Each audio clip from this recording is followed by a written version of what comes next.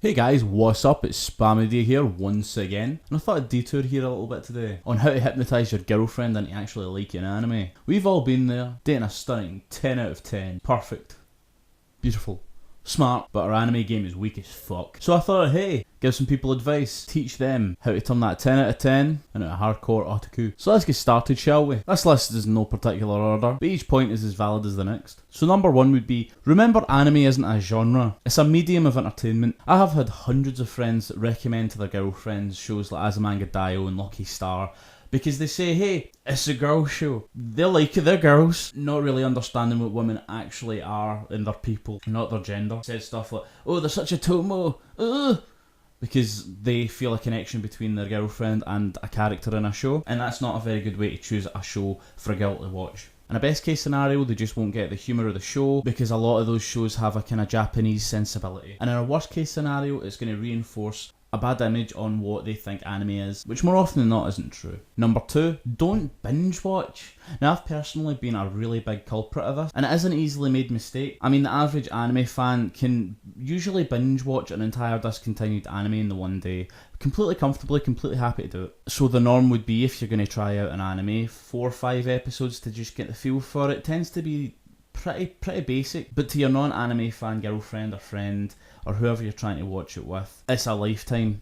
It's an hour and 40 minutes of their life that they don't really know if they want to be spending on what you're showing them. If you're going to pick an anime to watch with somebody, pick one with a really stunning first episode, or pick one with a fantastic 2-3 episode kind of mini arc that get the feel of what the show is. And under no circumstances should you watch that show without them, because when you watch ahead, they feel left out, they feel left behind, and they just give up. Number 3, don't rush them.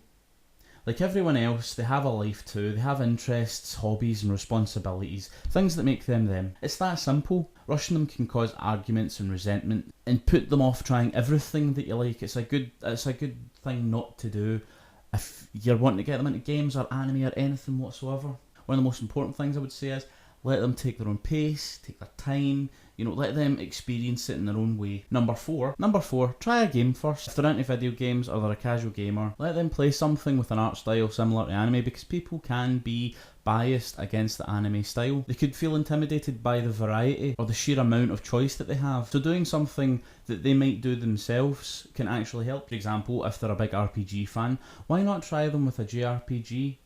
Or if they're a fan of simulators, why not something like Stardew Valley? I guess there's eyes prepared to see what they're seeing, and it takes away that bias of over-sexuality that some anime have. Number 5, be patient when they ask you a question. It's all too easy to get annoyed when they're constantly asking you questions about who's that, what's this, how do you say that, oh, is that significant to anything? And whilst this is distracting, have you ever sat and watched something you haven't understood? It's not a very pleasant experience. It might make you feel stupid. You might not want to go back to it.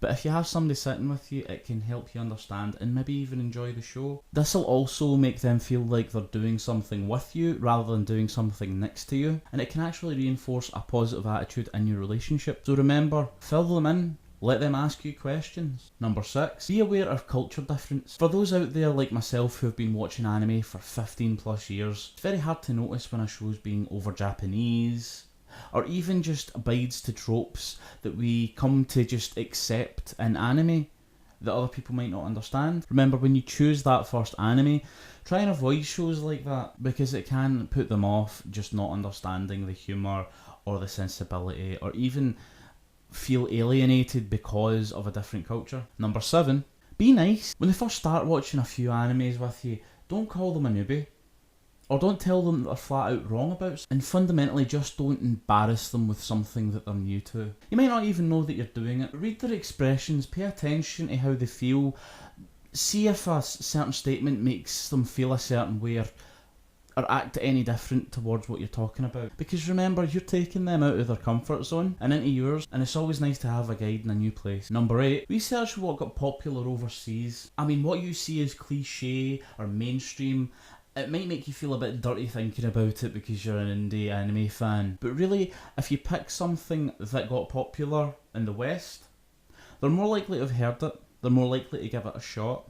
And you never know, they might be able to tell you something that they enjoyed about a certain anime and give you an idea of what genre they might like within anime. Number 8, let them come to you. If you're in a happy relationship, your partner really wants to get to know you, get to know what you like and what you're all about. So if they observe that you're a fan of anime, they might actually come to you and ask you about what you like and maybe want to experience it with you. Give them the time to approach you about it, because if they come to you, they're going to be 10 times more likely to enjoy what they're doing and really invest themselves in what they're watching rather than being made to. Number 10, trade interests. You're expecting them for the duration of your relationship to try and enjoy something that they've never seen before. It's quite daunting, but if you're willing to embrace some of their hobbies, say they like a certain band, ask them a question. Maybe they like to play a certain game or take part in sport. Hell, they might even want to play around with your face with makeup.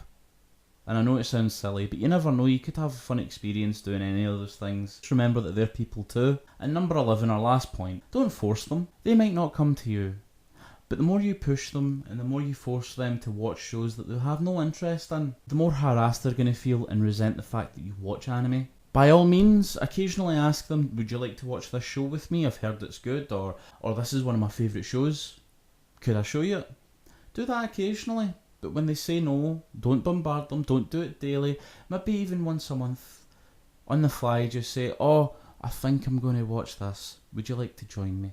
Because if they feel harassed, it's going to push you apart and it's going to kill any chance you have of actually getting them to watch anime. But I hope that list was helpful to you guys. This kind of mantra has helped me in the past. I've been with the same girl for 6 years, and you know, she might not be fantastically into anime, but she sits and watches some with me. Even if it's just the big titles, I feel like she puts effort in, and I'm happy with that. And she also supports my decision to watch it on my own, which can also be a factor in a relationship. Don't forget to like and subscribe. I'm so thankful you watched my video, and I'll see you guys next time.